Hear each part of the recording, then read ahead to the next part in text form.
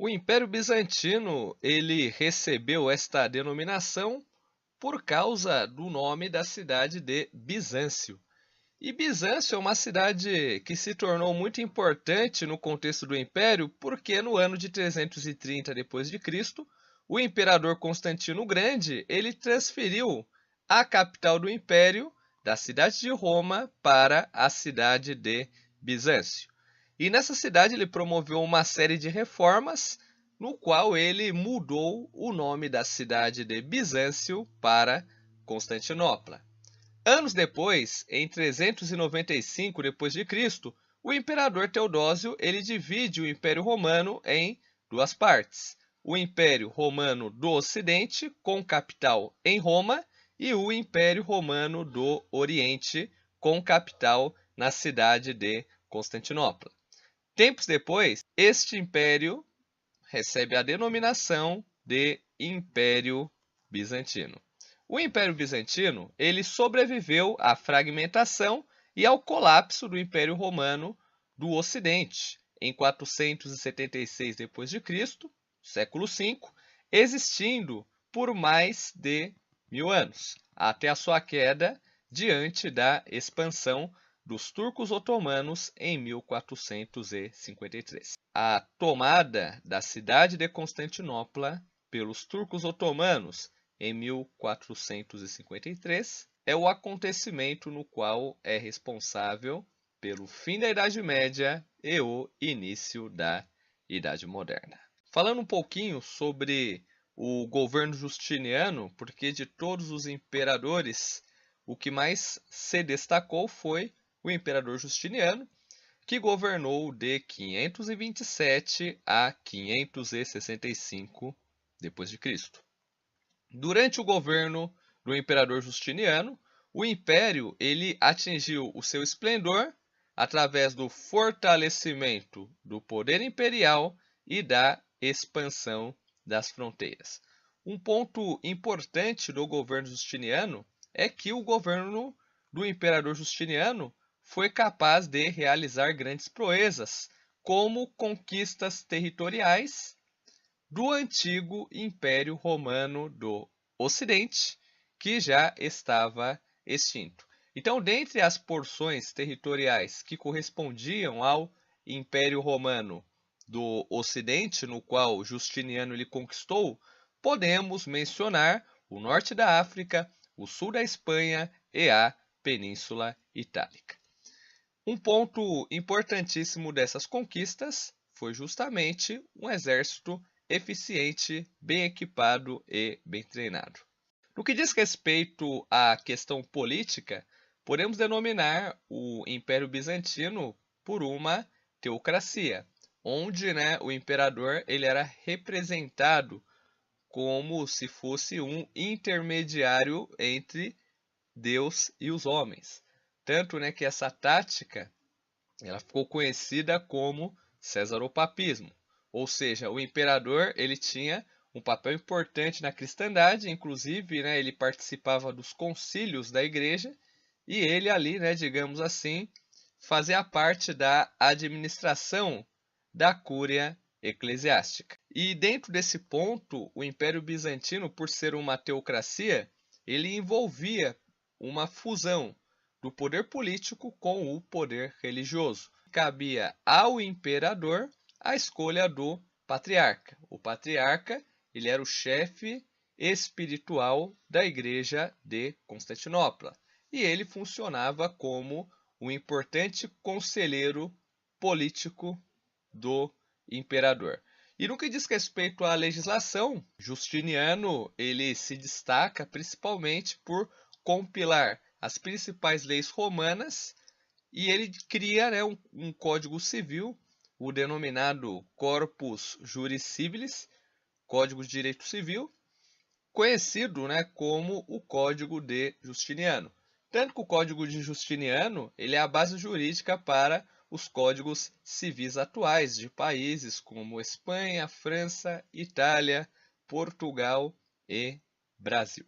Outro ponto que nós devemos mencionar também quando nós falamos principalmente em Império Bizantino diz respeito a primeira cisão que ocorreu dentro da Igreja Cristã, o chamado Cisma do Oriente. Cisma significa divisão.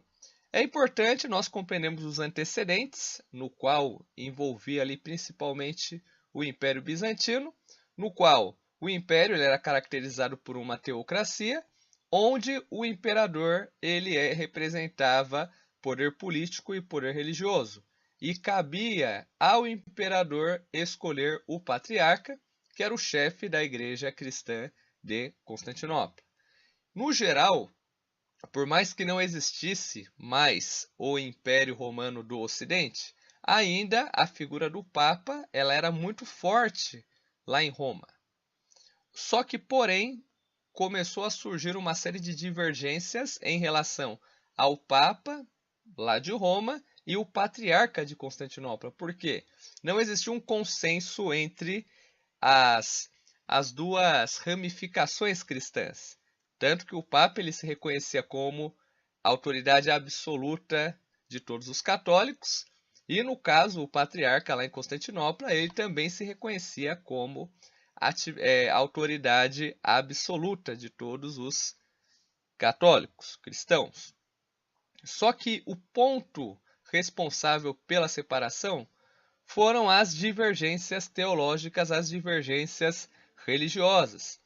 Porque dentro do cristianismo de Constantinopla, que nós denominamos de cristianismo oriental, os cristãos orientais, eles se recusavam, né, à veneração de imagens, algo comum dentro ali da doutrina católica apostólica romana.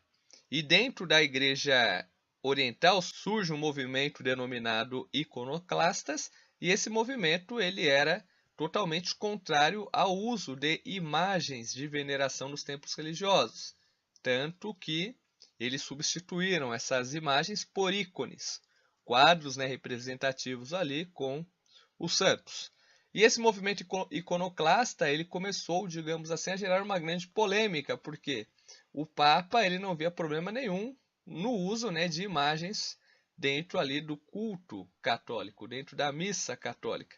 E outro ponto que foi o ponto determinante, que dentro da Igreja Católica nós temos a figura do Papa, no qual nós seguimos ali toda a doutrina da Trindade, ou seja, um Deus em três pessoas, e que Jesus Cristo, ele é Deus e homem ao mesmo tempo.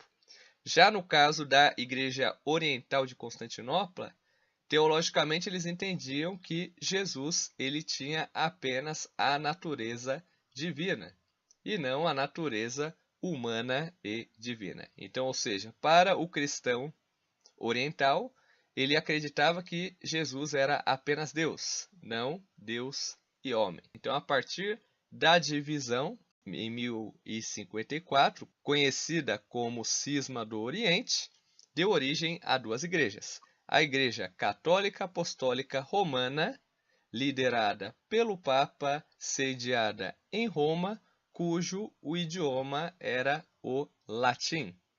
E a Igreja Ortodoxa Grega, liderada pelo Patriarca, sediada na cidade de Constantinopla, cujo o idioma era o grego.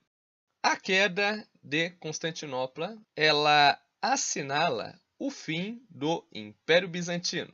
Então é importante nós compreendermos que os motivos que estavam ligados à crise do Império é que justamente depois da morte de Justiniano, o Império ele passa por uma crise institucional. Por quê? Nós temos as divergências religiosas entre o Papa e o Patriarca, fato responsável por enfraquecer militarmente o Império, disputas políticas, ou seja, vários nobres e militares disputando ali o cargo de imperador. E outro ponto que nós temos é a corrupção administrativa responsável pelo enfraquecimento do Estado. Outro ponto que nós podemos mencionar também foi a Quarta Cruzada, de 1204 a 1261, que foi responsável pelo saque e a pilhagem da cidade de Constantinopla, porque os comerciantes italianos temendo a concorrência comercial dessas cidades com a cidade de Constantinopla, eles patrocinaram uma cruzada com o objetivo de saquear as riquezas da cidade. Outro problema é que no século XIV, as invasões otomanas elas começam a cercar praticamente todos os territórios que antigamente correspondiam ao Império Bizantino.